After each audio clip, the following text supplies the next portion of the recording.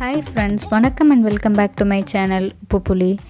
இன்றைக்கி நம்ம செட்டிநாடு ஸ்டைலில் எப்படி மஷ்ரூம் ஃப்ரை பண்ணுறதுன்னு பார்க்க போகிறோம். இது உங்களுக்கு தோசை, சப்பாத்தி, ரைஸ் எல்லாத்துக்குமே இது சூப்பராக இருக்கும். ஒரு பேனில் 2 பட்டை சேர்த்துக்கிறேன், 2 கிராம்பு சேர்த்துக்கிறேன், 1.5 ஸ்பூன் அளவுக்கு மிளகு சேர்த்துக்கிறேன்,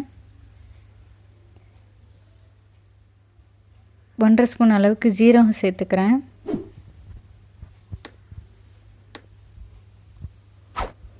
5 வரமிளகாய் சேர்த்துக்கிறேன், 2 ஸ்பூன் அளவுக்கு தனியா சேர்த்துக்கிறேன். இப்போது இது எல்லாத்தையும் சேர்த்துட்டு மீடியம்லேயே வச்சு 2 நிமிஷம் ட்ரை ரோஸ்ட் பண்ணுற எல்லாத்தையும்.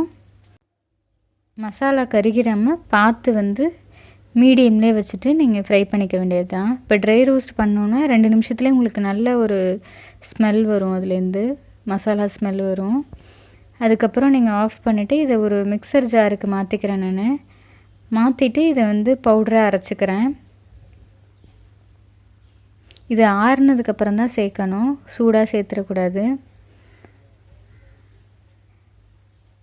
நம்ம செட்டிநாடு மசாலா ரெடி ஆகிடுச்சு. இப்போ மஷ்ரூம் ஃப்ரைக்கு ஒரு பேனில் 1 ஸ்பூன் அளவுக்கு குக்கிங் ஆயில் சேர்த்துக்கிறேன், 1/2 ஸ்பூன் அளவுக்கு சோம்பு பொரிஞ்சதுக்கப்புறம் கருவேப்பிலை சேர்க்குறேன்.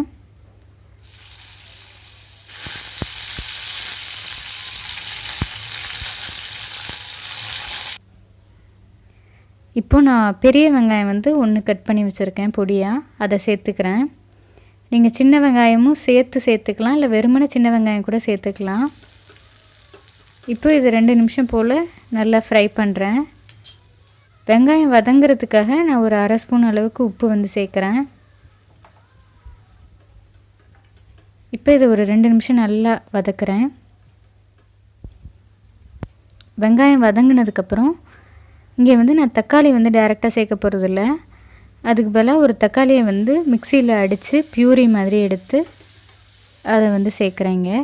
இப்போது இதை ஒரு 5 நிமிஷம் வச்சுருந்தா தான் உங்களுக்கு அந்த பச்சை வாடையெல்லாம் போகும், தக்காளியோட பச்சை வாடையெல்லாம். ஒரு 5 நிமிஷம் கழித்து இஞ்சி பூண்டு பேஸ்ட்டு நான் சேர்க்குறேன், ஒரே 1 ஸ்பூன் அளவுக்கு சேர்க்குறேன். அதுக்கப்புறம் கொஞ்சமாக மஞ்சத்தூள் சேர்க்குறேன், 1/2 ஸ்பூன் அளவுக்கு. 1/2 ஸ்பூன் அளவுக்கு மிளகாய்த்தூள் சேர்க்குறேன். நம்ம செட்டிநாடு மசாலாலே காரம் இருக்கும், அதனால் கொஞ்சமாக சேர்த்துக்கோங்க பார்த்துக்கிட்டு.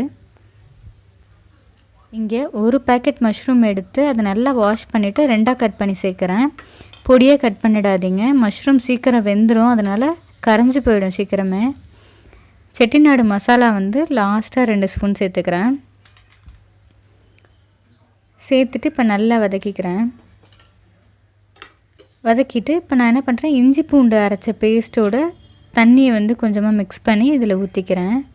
அந்த ஜார்லேயே கொஞ்சமாக தண்ணி ஊற்றி அதை சேர்த்துக்கிறேன். 1/2 கிளாஸ் அளவுக்கு இருக்கும் இந்த தண்ணி.